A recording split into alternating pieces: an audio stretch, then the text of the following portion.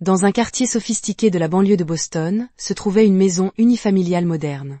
Le soleil du matin pénétrait à travers les grandes fenêtres, teintant les rideaux blancs d'une teinte dorée. Melissa Brown a soigneusement préparé du café, tout en admirant le paysage du début de l'automne devant sa fenêtre.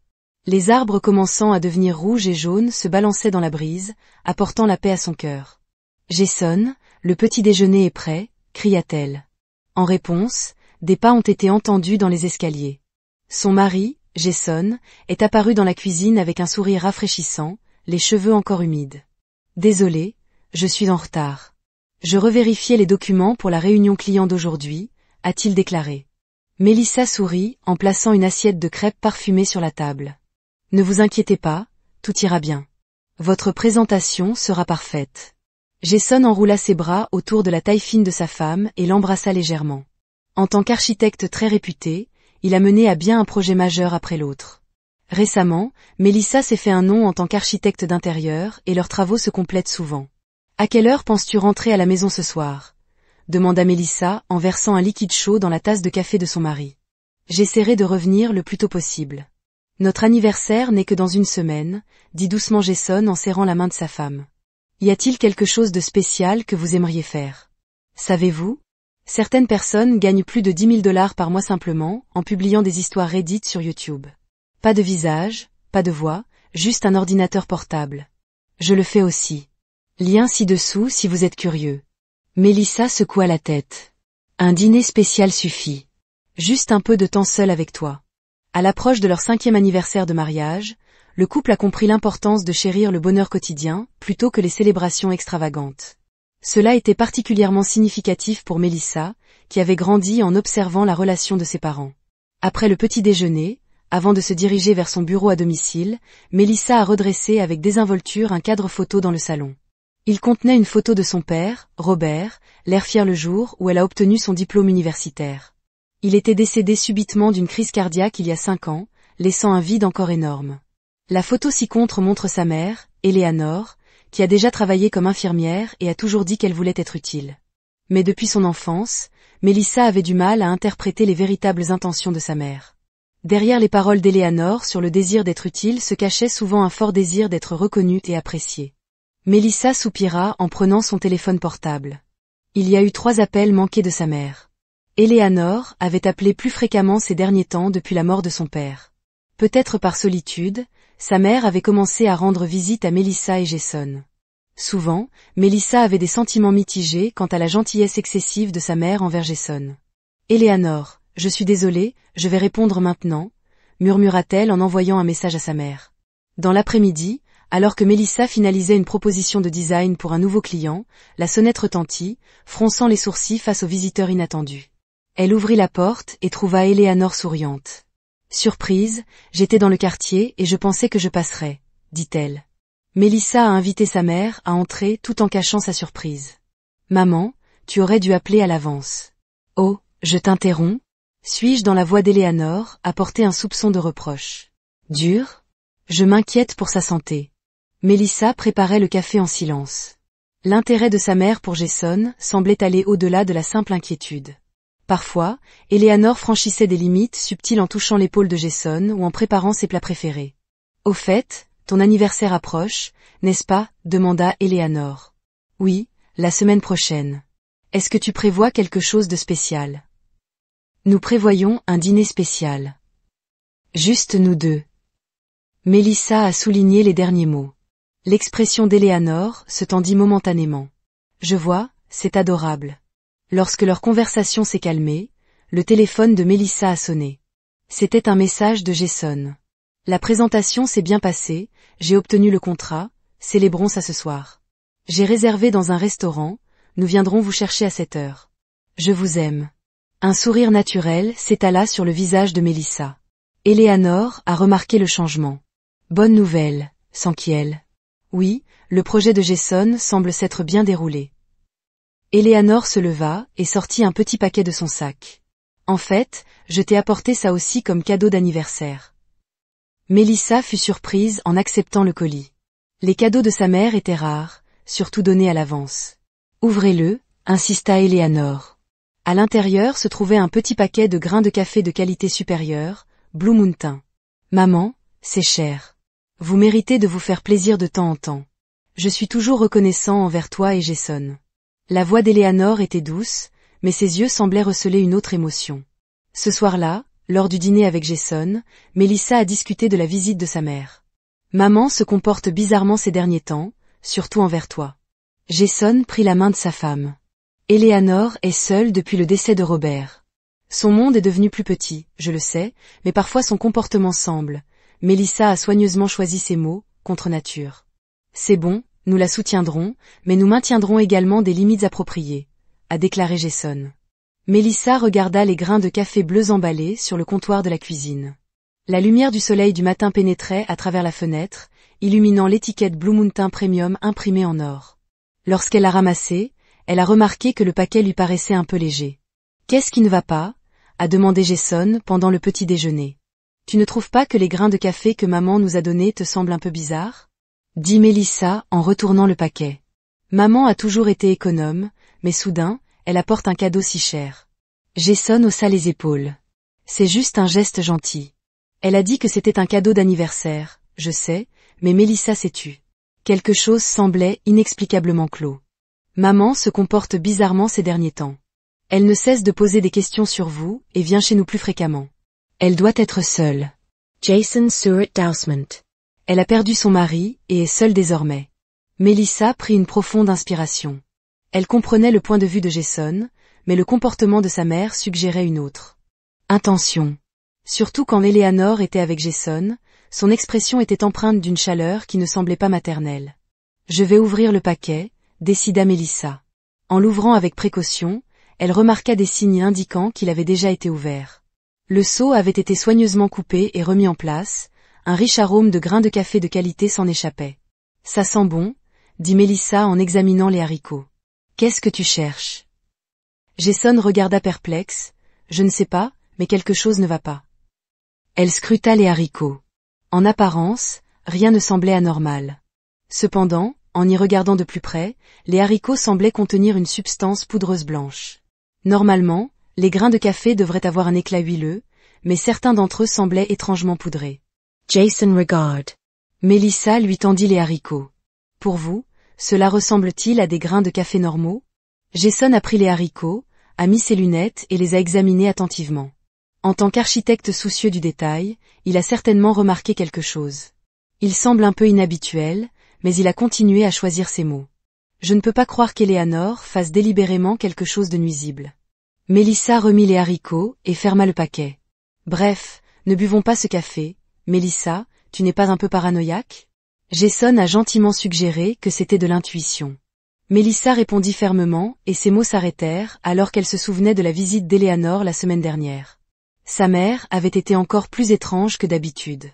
Elle avait constamment posé des questions sur la santé de Melissa, notamment sur la qualité de son sommeil. Dors-tu bien ces derniers temps? Souffrez-vous d'insomnie? À l'époque, Melissa pensait que c'était juste une inquiétude, mais maintenant cela ne semblait pas naturel. Jason, souviens-toi à quel point maman était anormalement préoccupée par ma santé, surtout par mon sommeil. Jason réfléchit un instant. À bien y penser. Lors du dîner de la semaine dernière, elle a dit, « Tu as l'air fatigué. » Oui, et ce n'est pas tout. Melissa se leva et regarda par la fenêtre. Quand nous sommes ensemble, maman me regarde toujours avec des yeux qui semblent espérer que mon état va empirer. Melissa, c'est la façon dont maman te regarde. Melissa se retourna et regarda Jason droit dans les yeux. Mon amie Déborah m'a dit que quand j'allais aux toilettes, maman te regardait tout le temps. Jason s'étote. Lui aussi avait vaguement remarqué que le regard d'Eleanor contenait parfois une chaleur inappropriée. Maman revient demain, dit Melissa avec détermination. C'est une chance de confirmer la vérité, comment nous allons utiliser ce café. Melissa a brandi le paquet. Laissons maman goûter son propre cadeau. Jason avait l'air inquiet. Si quelque chose est réellement mélangé, cela ne serait-il pas dangereux? Tout ira bien, je vais le faire tester d'abord. Melissa a déclaré, mon amie Sarah travaille dans un laboratoire. Elle peut le vérifier officieusement.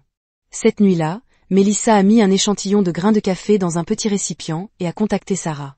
Le lendemain matin, elle a reçu un SMS de Sarah. Melissa, ces grains de café ne sont pas normaux. je parlerai des détails plus tard, mais nous avons détecté des quantités importantes de somnifères et de médicaments contre l'anxiété. Mélissa s'est figée. Ses soupçons étaient devenus une certitude. Elle avait une intuition sur ce que sa mère essayait de faire et a décidé de mettre en place un plan. Le lendemain après-midi, Mélissa regardait par la fenêtre du salon. C'était presque l'heure de la visite d'Éléanore. Elle jeta un coup d'œil aux 2 tasses de café sur le comptoir de la cuisine. Sa tasse bleue préférée et la tasse rouge que sa mère utilisait toujours. Si, maman, elle a vraiment avalé ces mots, je dois le découvrir. Jason posa sa main sur son épaule. Je serai à vos côtés. J'interviendrai immédiatement si quelque chose arrive. La sonnette retentit et ils échangèrent des regards. Mélissa prit une profonde inspiration et se dirigea vers la porte, l'ouvrant. Elle trouva Éléanore debout là. Elle s'était maquillée plus que d'habitude et portait un nouveau foulard autour du cou. Mélissa, bonjour. Eleanor sourit vivement. Ses yeux se déplaçaient derrière Mélissa, cherchant clairement Jason. Maman, je suis contente que tu puisses venir. Dit Mélissa d'une voix posée. Jason est dans le salon. Le visage d'Éléanore s'éclaira momentanément. Oh adorable, il est rentré tôt aujourd'hui. En entrant dans le salon, Jason se leva du canapé et salua Éléanore. Bonjour Éléanore, comment vas-tu? Je vais très bien. Éléanore a répondu joyeusement. Tu es plus tôt que d'habitude aujourd'hui. C'est un jour spécial. Jason a dit que notre anniversaire approche et il a jeté un coup d'œil à Mélissa. Oui, c'est un jour spécial. Mélissa a repris la conversation. En fait, j'étais sur le point de préparer le café que tu nous as apporté. L'expression d'Éléanore s'est figée momentanément. Oh, c'est vrai? Oui, un cadeau si haut de gamme, profitons-en ensemble. Aujourd'hui, Mélissa s'est dirigée vers la cuisine. S'il vous plaît, asseyez-vous, je vais l'apporter tout de suite. Dans la cuisine, Mélissa a pris la cafetière qu'elle avait préparée plus tôt. Elle avait préparé du café normal en utilisant les grains restants que Sarah avait testés au laboratoire. Puis elle a versé du café préparé avec les grains mélangés à la drogue d'Éléanore dans la tasse de sa mère. Pour elle et Jason, elle a versé le café régulier et sûr. Mélissa posa le plateau sur la table basse et distribua les tasses. Plaçant la tasse rouge devant Éléanore, elle sourit. Ta tasse rouge préférée, maman. Éléanore semblait légèrement hésiter. Merci, Mélissa. Les 3 prirent leur tasse de café et Mélissa et Jason en prirent une gorgée. Éléanore regardait sa tasse sans boire. Qu'est-ce qui ne va pas, maman? Mélissa a demandé, trop chaud. Non, c'est juste. Dit Éléanore, mais elle ne leva toujours pas sa tasse. Le café que vous avez apporté a un arôme vraiment merveilleux.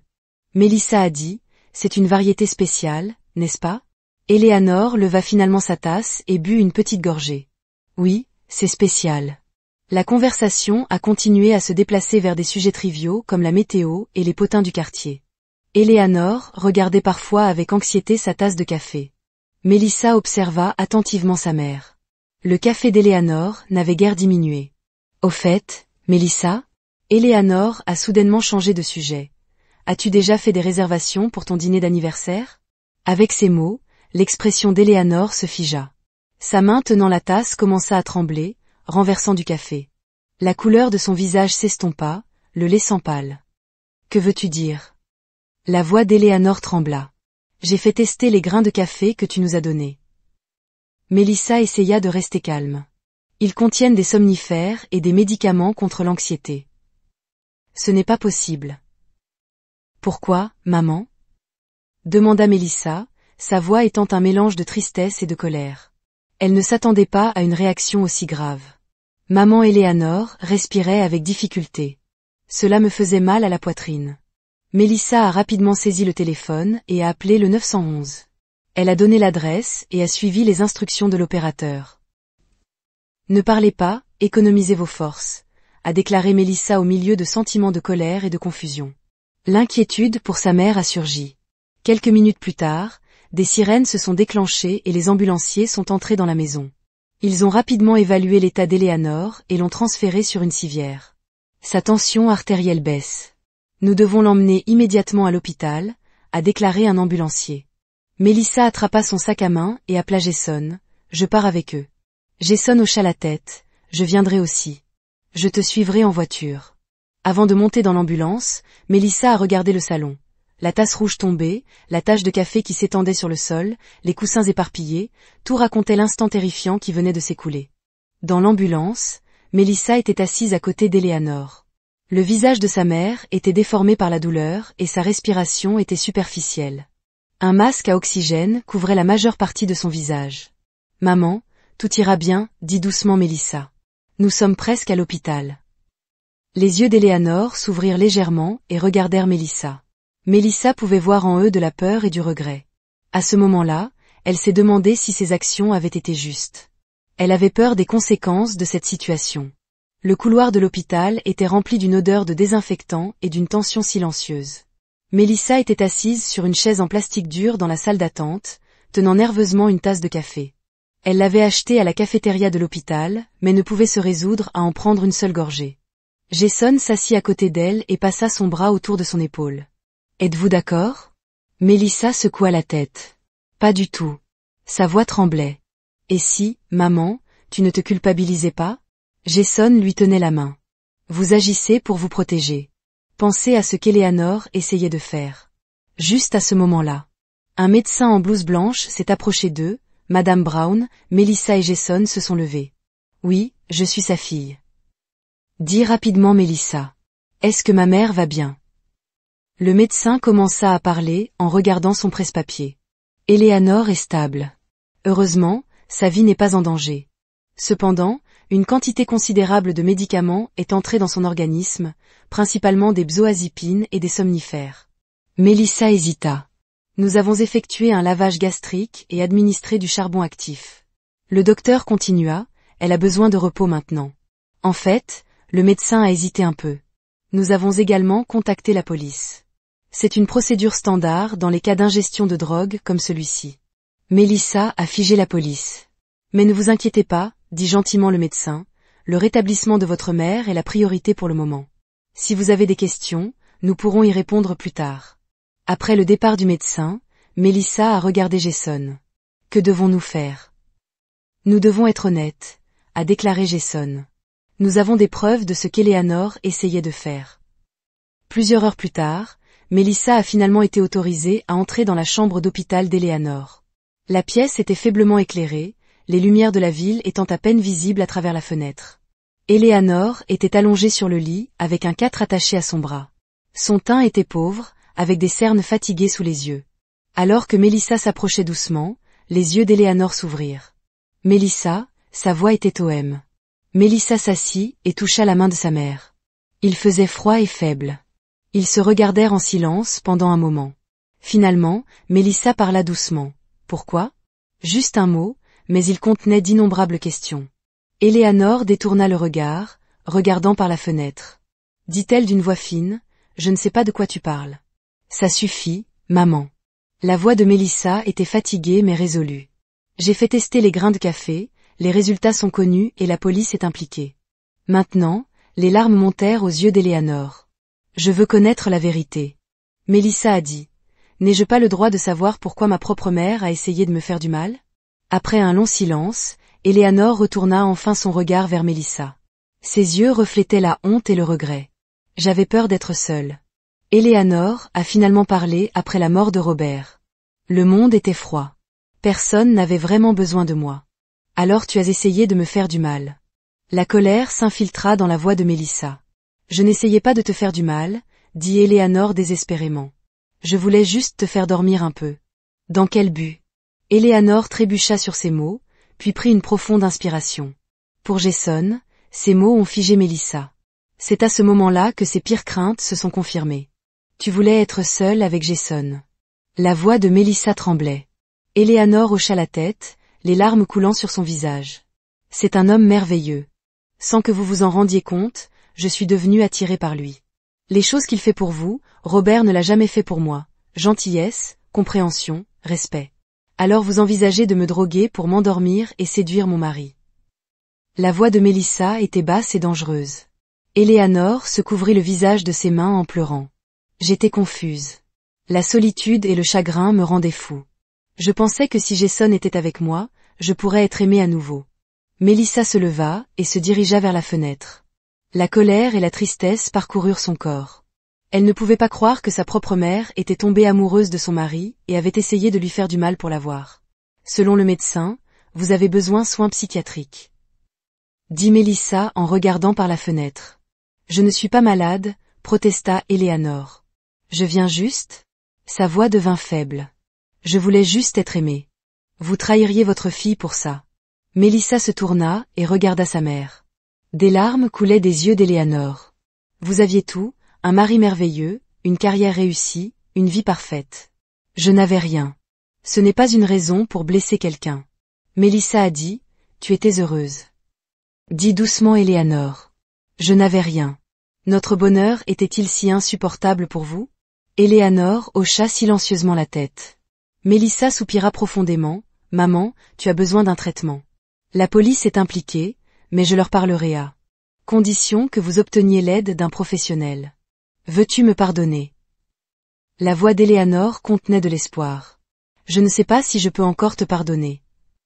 Mélissa répondit honnêtement, mais je veux te voir obtenir de l'aide. La porte de la chambre d'hôpital s'ouvrit et Jason entra. Il établit un contact visuel avec Mélissa, puis regarda Éléanore allongée dans le lit. As-tu parlé? Demanda-t-il doucement. Mélissa, oui, nous avons parlé. Éléanore ne pouvait pas regarder Jason et se détourna. Une profonde honte colora son visage. Eleanor, s'adresse à Jason. Elle a dit d'une voix douce mais ferme. Vous avez besoin d'aide et nous devons garder une certaine distance. Allons vas-y, a dit Mélissa à Jason. Maman a besoin de repos. Alors qu'il s'apprêtait à quitter la pièce, Éléanore cria, Mélissa. Mélissa se retourna. Je t'aime vraiment, dit Éléanore. Je viens de me perdre. Mélissa regarda sa mère un instant, puis hocha la tête sans rien dire. La douce lumière du soleil printanière pénétrait dans la cuisine de Mélissa. Le parfum du basilic frais s'échappait des pots d'herbes aromatiques près de la fenêtre. Elle alluma la cafetière et écouta le bruit des grains moulus. 6 mois s'étaient écoulés depuis l'incident. Tu vas la voir aujourd'hui, n'est-ce pas? Jason leva les yeux de la table du petit déjeuner et demanda gentiment. Mélissa hocha doucement la tête. Oui, je l'ai promis à sa mère. Éléanore était actuellement dans une clinique de psychothérapie de banlieue. Le tribunal a pris en compte son état mental et a ordonné un traitement obligatoire au lieu d'une peine de prison. Pendant les premiers mois, Mélissa ne pouvait pas rendre visite à sa mère. Cela faisait partie du programme de traitement et aussi du temps pour elle de guérir ses propres blessures. Dois-je venir avec toi? Suggéra Jason. Mélissa secoua la tête. Merci, mais je veux y aller seule cette fois. Une tasse de café à la main, Mélissa se tenait près de la fenêtre du salon. Ses yeux regardaient les fleurs qui commençaient à éclore dans le jardin. La vie continue. Les blessures guérissent petit à petit. La clinique était un endroit calme et lumineux. Éléanore était assise sur un banc dans la cour. Elle était plus mince qu'avant et ses cheveux étaient plus courts, mais son teint s'était amélioré. Elle remarqua Mélissa et lui fit un léger signe de la main. Vous êtes venue. La voix d'Éléanore n'avait plus sa force d'antan. J'ai promis à Mélissa de s'asseoir à côté d'elle. Il y avait encore une distance inexprimée entre eux. Comment le traitement s'améliore-t-il? Éléanore répondit en regardant les fleurs du jardin. Mon conseiller dit que je souffrais de jalousie et de dépendance pathologique. Cela a empiré après la mort de papa. Mélissa a écouté en silence ce que j'ai essayé de te faire. Je sais que c'est impardonnable, continua Éléanore, mais je veux que tu saches que je t'aime. Je t'ai juste aimé dans le mauvais sens. Le vent soufflait entre eux. Mélissa prit une profonde inspiration. Maman, je ne pourrai peut-être pas encore te pardonner complètement, dit-elle honnêtement, mais j'espère que tu iras mieux. Les larmes montèrent aux yeux d'Éléanore. Cela me suffit. Sur le chemin du retour, Mélissa réfléchissait dans la voiture. Un pardon complet prendrait du temps. Elle ne savait pas si elle pourrait reconstruire sa relation avec sa mère, mais elle allait de l'avant. Lorsqu'elle rentra à la maison, Jason travaillait dans son bureau. Remarquant son retour, il leva les yeux. Comment était-ce? Plus paisible que ce à quoi je m'attendais, répondit Mélissa. Jason se leva et l'embrassa. Tu es fort. Cette nuit-là, les deux hommes regardèrent tranquillement les étoiles depuis leur porche. La tête de Mélissa reposait sur l'épaule de Jason. À votre avis, qu'est-ce qu'une vraie famille? A-t-elle soudainement demandé. Jason réfléchit un moment, puis répondit, il ne s'agit pas de lien de sang. C'est une relation dans laquelle les gens se comprennent, se respectent et s'entraident.